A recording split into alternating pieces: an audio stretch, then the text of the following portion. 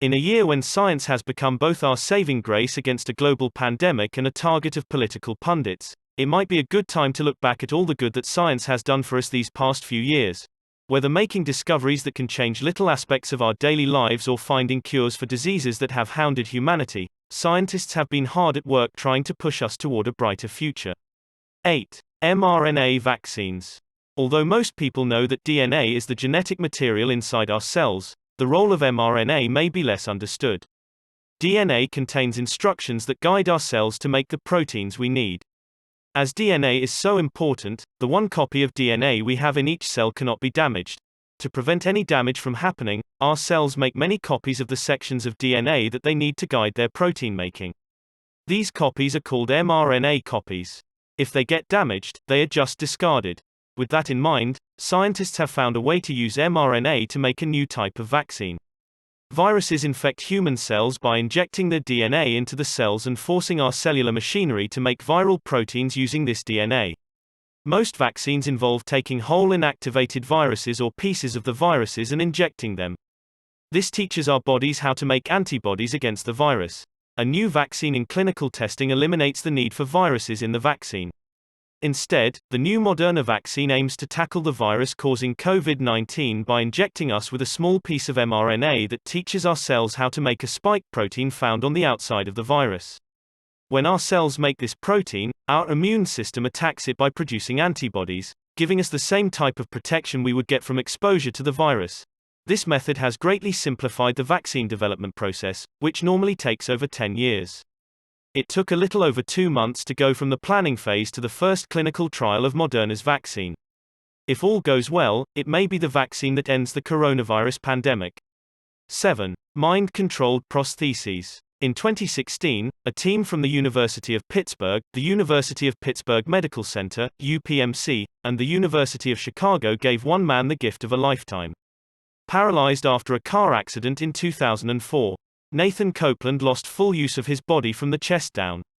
Amazingly, he is now able to both feel and control a prosthetic limb with only his mind. This huge scientific leap was made possible by implanting electrodes in the areas of Copeland's brain that control movement and touch sensations. When Copeland thinks about moving his arm, these electrodes interpret the activity from his brain cells to move the robotic arm.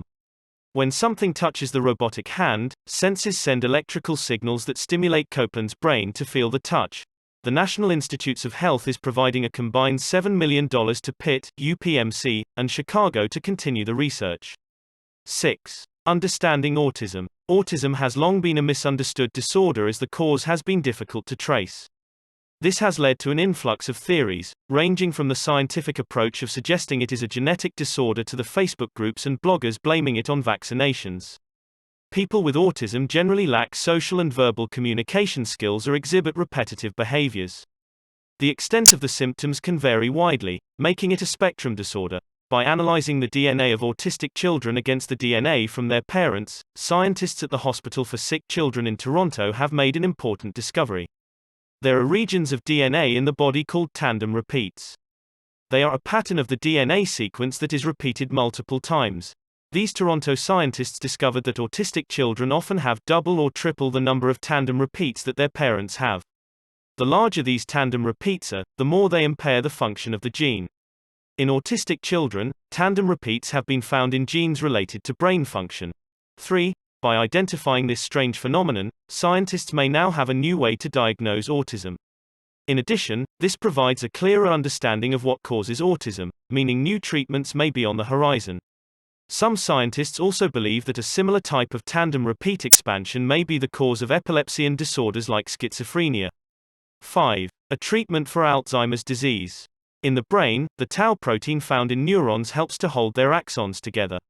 Neurons are nerve cells, and they send signals across their axons.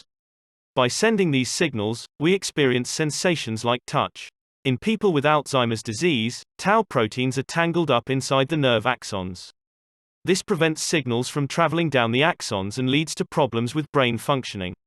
In addition, the buildup of another protein called beta amyloid forms clumps between neurons, also limiting neuron functioning. In 2019, NeuroEM Therapeutics, Inc., tested a wearable cap that sends electromagnetic waves through the brain to break apart the buildup of these proteins. The first clinical study of 8 patients found that 7 experienced a return of some cognitive function. More extensive studies are underway to try to confirm these results. 4 independent laboratories performed similar experiments on mice and found that cognitive function was improved from exposure to electromagnetic waves. Although it is still early days for this treatment, it may provide a ray of hope to those suffering from Alzheimer's. So far, drug treatments for Alzheimer's disease have done little but mildly slow down its progression, so finding new approaches to this problem is always exciting. 4. Universal flu vaccines. We need to get flu shots every year because flu virus strains change annually. Flu vaccines produce an immune response against the head of a protein on the flu virus. The protein is called HAR. The problem is that the HAR head changes often because it can mutate rapidly. As a result, we need new flu shots every year to provide immunity against the new HAR head. This problem may soon be eliminated. It turns out that the stem of the HAR protein, which holds the head, does not change. It is relatively constant among strains of the flu. A new vaccine created by the scientists of NIAID's Vaccine Research Center has just entered clinical testing, and it targets this stem instead of the head. If this is successful, a single vaccine would make us immune to most strains of the flu for a much longer time. It will likely be a while before we know the effectiveness of this vaccine. But it is a big step toward finding a universal one-time-only flu shot. 3. The Medusa virus discovery. A new virus isolated from a hot spring in Japan has been dubbed the Medusa virus. This name comes from the mythical monster Medusa, who would turn her victims to stone when they looked into her eyes. In similar fashion, the Medusa virus turns its amoeba hosts into stone by hijacking their cellular machinery. Luckily, this virus cannot infect humans. But it does have a rather interesting set of proteins called histones. They are used to package DNA in the nuclei of cells. However, viruses do not have nuclei, and the Medusa virus is no exception. Scientists believe that this may provide insight into how eukaryotic life came to be. Eukaryotes are cells with nuclei, like the ones that make up our bodies. When viruses infect host cells, they tend to leave a mark on the surviving host cell's DNA. The virus sometimes picks up DNA sequences from the host as well.